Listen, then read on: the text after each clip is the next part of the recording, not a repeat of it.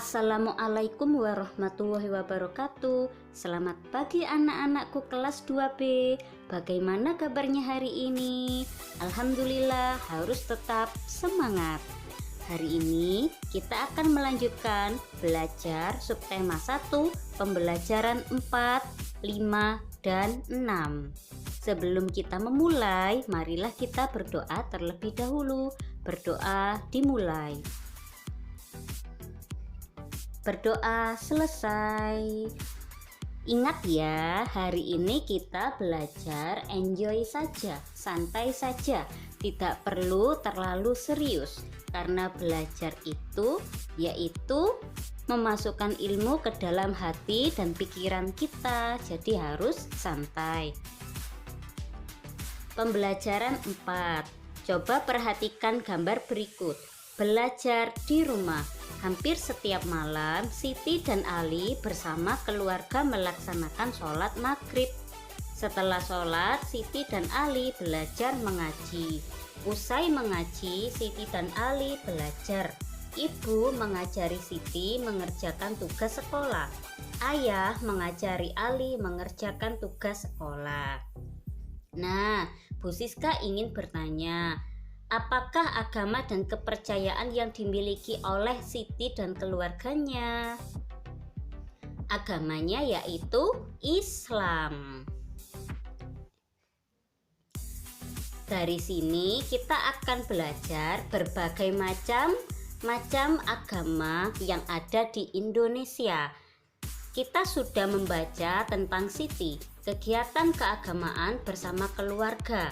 Siti mengaji bersama keluarga. Kemudian Edo beribadah bersama keluarga di gereja.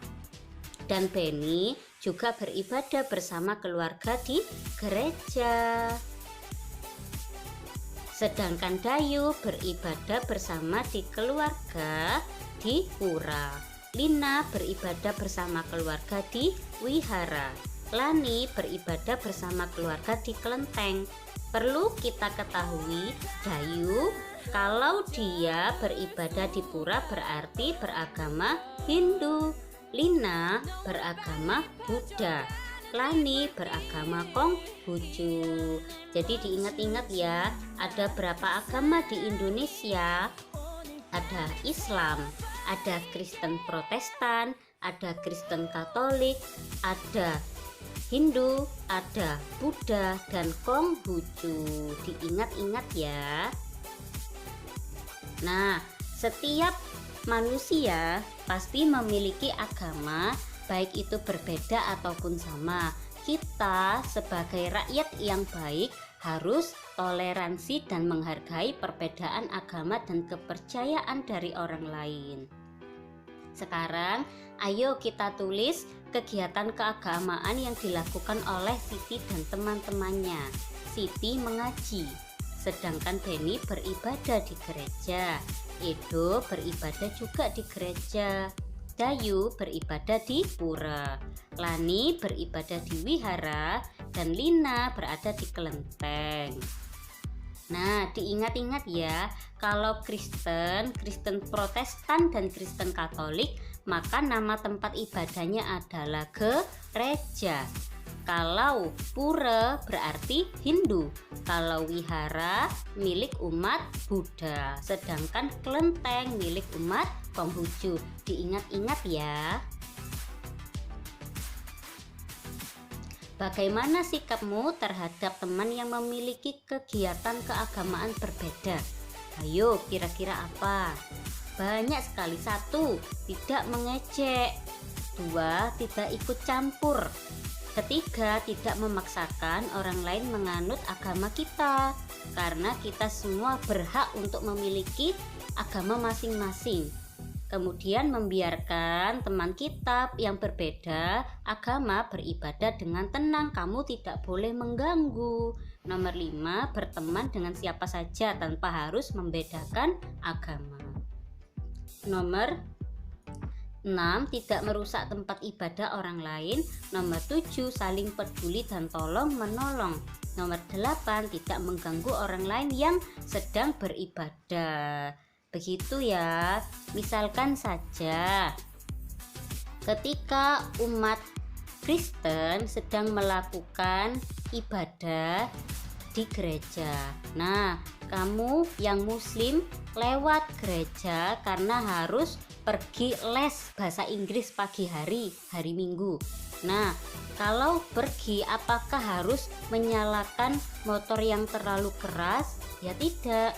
Kita menyalakan motor seperti biasa saja, tidak boleh membisikkan suara. Nanti kasihan teman-temannya yang sedang beribadah. Jadi kita harus menghargai orang lain. Siti mengerjakan tugas sekolah. Siti menulis ulang cerita dongeng yang diceritakan ibu guru. Nah, ayo kita perhatikan dongeng apakah itu. Setelah mengaji dan belajar, Siti dan keluarga menikmati kue. Ibu menyiapkan kue martabak. Nah, sebelum kita mendengarkan dongeng, ayo kita belajar pecahan. Perhatikan, kalau pembelajaran yang kemarin kita sudah belajar pecahan 1/2. Sekarang kita belajar 1/4. Artinya satu kue dibagi 4 bagian. Dibaca 1/4 atau 1/4. Jadi begini ya gambarnya. Contohnya, misalkan Bu Siska memiliki pizza. Nah, pizzanya lingkaran ya, pizza itu. Kemudian Bu Siska membagikan kepada 4 orang, Akila, Jenis, Jafir, dan Emir. Nah, berarti kan 4 orang.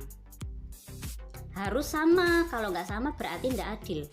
Nah, 1 dibagi 4 ini artinya yaitu 1/4. Artinya satu pizza dibagi 4 bagian. Kalau disuruh mengarsir 1/4 artinya bagaimana Bu Siska kalau gambar mengarsirnya?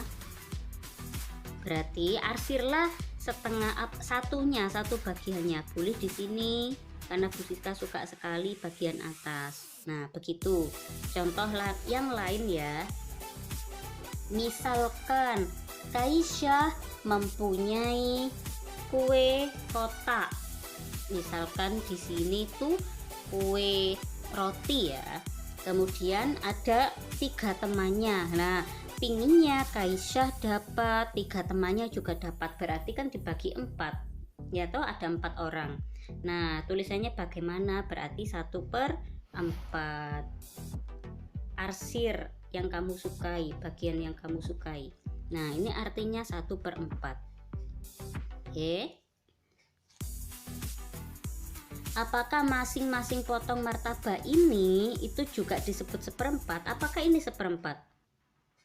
Bukan. Kenapa? Karena tidak sama. Ada yang begini, ada yang begini, ada bentuknya begini. Tidak boleh. Itu namanya tidak adil.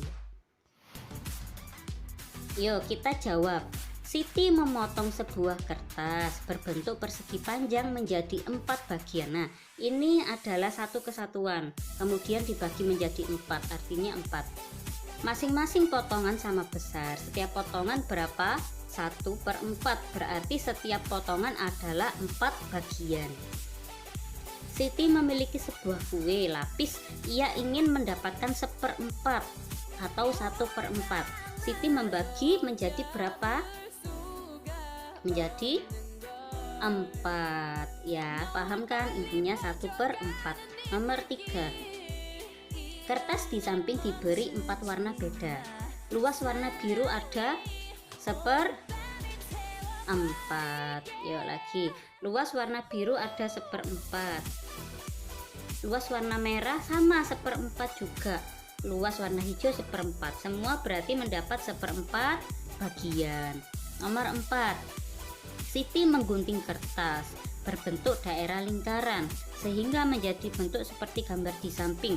Bagian yang hilang atau digunting ada 1/4 karena kita membahas tentang 1/4. Mudah kan? Ayo kita arsir bersama-sama. Sudah bisa, yang kemarin kan 1/3 dan 1/2. Sekarang 1/4. 1/4 atau 1/4, maka yang diarsir itu 1. itu mana Bu Siska? Terserah, misalkan Bu Siska ingin mengarsir di sini. Nah, kemudian ingin di sini diarsir satu bagian saja. Kemudian di sini. Kemudian di sini Bu Siska ingin mengarsirnya. Lalu di sini. Ya, lalu di atas. Jadi yang diarsir cukup satu bagian. Sudah bisa kan? Pada hari Minggu, Ali bersama keluarga pergi ke rumah kakek. Rumah kakek berada di desa. Di dekat sawah kakek terdapat sungai. Ali memiliki teman-teman di lingkungan rumah kakek. Ali bertemu dengan teman-teman. Ali dan teman-teman bermain di sungai. Mereka bermain kucing dan tikus. Nah, karena di sawah itu ada kucing dan tikus, pasti ya. Nah, setelah bermain, Ali dan teman-teman duduk di pematang sawah. Mereka bercerita sambil memandangi sekelompok bebek yang sedang digembala pemiliknya. Ayo, berarti kita melihat bahwa di sawah juga ada bebek. Lalu apa hubungannya Bu Siska? Ayo, berarti ada hubungannya tentang dongeng. Ayo kita dengarkan dongeng tentang bebek dan cerpelai. Cerpelai itu adalah hewan seperti kalau bahasa Jawa garang. Hewan garang. Garangan. Yo, perhatikan semua. Bebek selalu hidup rukun. Bebek tidak pernah terpisah satu sama lain. Mereka pergi bersama-sama sepanjang hari dengan mengikuti satu pemimpin. Mereka terkenal sebagai makhluk yang paling rukun. Meskipun bebek sangat berisik, tidak sekalipun mereka pernah bertengkar. Cerpelai, hewan pemangsa, melihat begitu kompaknya kaum bebek. Awalnya ia kagum, tetapi kemudian muncul niat jahat. Aku akan mengadu domba mereka. Berarti kan cerpelai itu jahat. Pasti ada bebek yang bisa dijadikan sebagai sumber masalah. Mulai hari itu cerpelai gencar mendatangi bebek dengan kawanannya. Dia mulai menghasut. Fungsinya apa dia seperti itu? Agar bebek ini saling membenci satu sama lain. Menghasut itu memberikan kabar buruk atau menjelek-jelekan orang lain. Lihat pemimpinmu itu, dia hanya membodohi kalian agar mau mengikutinya. Pergilah dari kawanan atau kau akan menjadi budak, katanya cerpelai. Biar apa? Biar bebek ini saling membenci. Benci sama pemimpinnya, benci sama teman-temannya, begitu. Namun ternyata sia-sia. Bebek tidak mau mendengarkan. Kemudian cerpelai mencari bebek yang lain, sama dihasut juga. Begitu terus hingga tak terasa sudah semua bebek didatangi. Namun tidak ada satupun yang berhasil ia hasut. Cerpelai sudah sangat kelelahan. Sudah berjalan ke sana kemari. Kemudian jawab bebek, hahaha, cerpelai, kau tidak akan bisa membuat kaum bebek saling bertengkar. Karena kami saling mempercayai satu sama lain. Nah, cerpelainya malu sekali. Akhirnya dia pun pergi dari pemukiman bebek dan tidak pernah kembali. Memang benar jika ada yang mengatakan bahwa kaum bebek adalah kawanan yang paling rukun. Sama kamu juga, kalau sama teman-temanmu juga harus rukun, harus percaya satu dengan yang lain. Ayo kita jawab pertanyaan berikut. Siapa tokoh dalam cerita bebek selalu hidup rukun? Yaitu bebek dan cerpelai. Cerpelai ingin membuktikan bahwa bebek adalah kaum yang mudah diadu domba atau mudah dihasut. Cerpelai menghasut bebek agar meninggalkan kawanannya. Bebek tidak mau bertengkar karena mereka saling rukun satu dengan yang lain. Cerpelai tidak menyangka jika bebek begitu rukun. Cerpelai tidak pernah pergi ke pemukiman bebek karena sangat malu. Sama kalau kita hidup rukun, saling percaya satu sama lain, dihasut oleh siapapun agar kita membenci satu sama lain, kita itu tidak akan pernah membenci. Kenapa? Karena kita tahu saudara kita itu bagaimana, teman kita sendiri itu bagaimana. Kita sangat percaya. Ayo kita belajar mengelompokkan kegemaran temanmu. Di sini Bu Siska hanya memberi contoh ya. Kita akan belajar menerima perbedaan kegemaran orang lain. Misalkan Namira mencuci piring, kegemarannya mencuci piring. Kemudian melihat Reno gemar bermain bola, maka Namira sama Reno ndak boleh bertengkar. Loh, kamu kok suka sama bermain bola? Gak enak, gak seru, melo aku aja mencuci piring. Lah kan semua orang punya kegemaran berbeda-beda, jadi harus menghargai. Yang ketiga, Zeo suka mengaji. Keempat, menyanyi. Jenis ya, suka sekali. Menari, misalkan Regan. Ayo sekarang kita akan membaca berkumpul bersama keluarga. Pada malam minggu, Siti berkumpul bersama keluarga. Ayah dan ibu bercerita tentang fabel. Ada yang sudah tahu fabel itu apa? Fabel itu cerita tentang hewan, sama kayak tadi bebek dan cerpelai juga termasuk fabel. Nah, fabel kali ini kita belajar yang berjudul Sang Kancil dan Cicak Badung. Nah, ada yang sudah tahu tadi ceritanya tentang apa? Tidak tahu ya? Maka tugasnya Bu Siska mencari tahu cerita tentang Kancil dan Cicak Badung di internet. Ya, tidak perlu ditulis, cukup difotokan saja. Misal kamu melihat di internet di Google cerita Kancil dan Cicak Badung, kamu baca dulu kemudian fotokan ke Bu Siska, tidak perlu ditulis ya. Nah, sekarang kita akan belajar memberi centang atau silang untuk perilaku berikut yang menggambarkan kerukunan. Nomor 1, itu menggambarkan kerukunan atau tidak? Jawabannya tidak, karena mereka bertengkar. Nomor 2, Siti dan keluarganya iya, hidup rukun itu. Nomor 3, iya, bermain bersama. Nomor 4, bertengkar rebutan robot. Boleh apa enggak? Enggak boleh, berarti silang. Nah, di rumah Siti terdapat jam beker. Jam tersebut digunakan sebagai alat bantu untuk bangun pagi. Jam beker memiliki bunyi yang panjang. Nah, setelah kita mempelajari fabel, maka selanjutnya kita akan belajar membandingkan bunyi panjang dan pendek.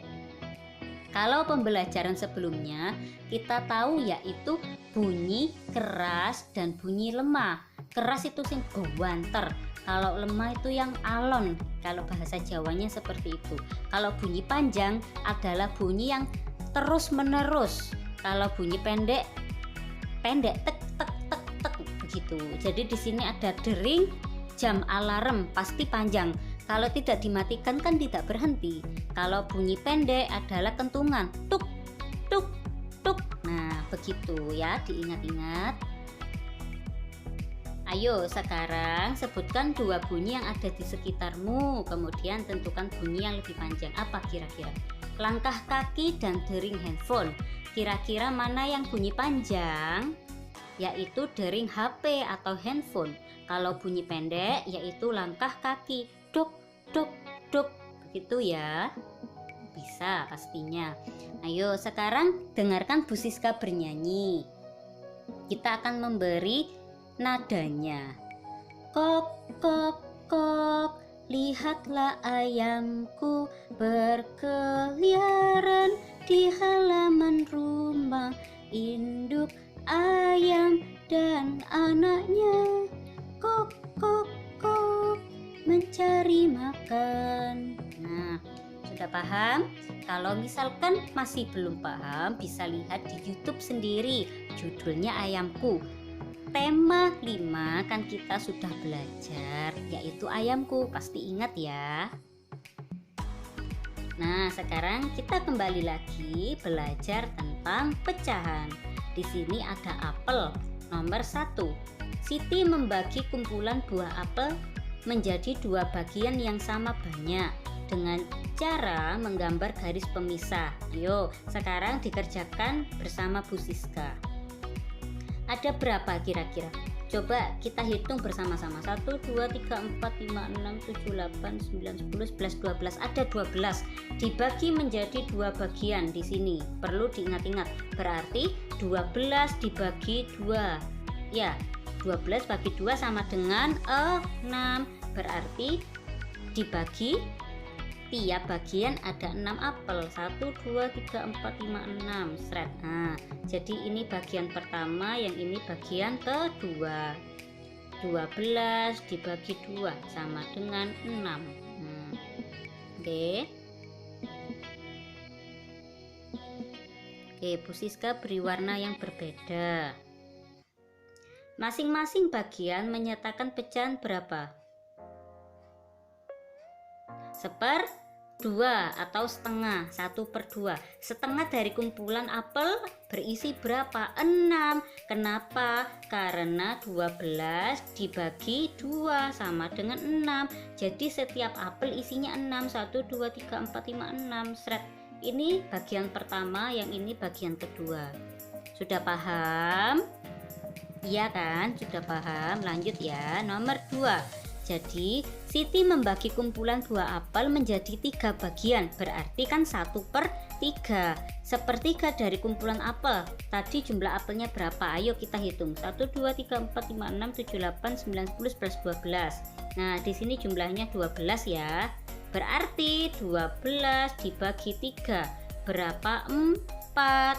Jawabannya berapa? 4 buah. 1/3 dari kumpulan buah apel adalah 4 buah. Sudah paham? Nomor 3, ayo kita coba lagi. Siti membagi kumpulan buah apel menjadi 4 bagian. Nah, tadi jumlahnya kan 12 apel. 12 apel dibagi 4 bagian. 12 bagi 4 berapa? 3. Harus sudah hafal ini pembagian. Perkalian harus sudah hafal, pembagian harus sudah hafal.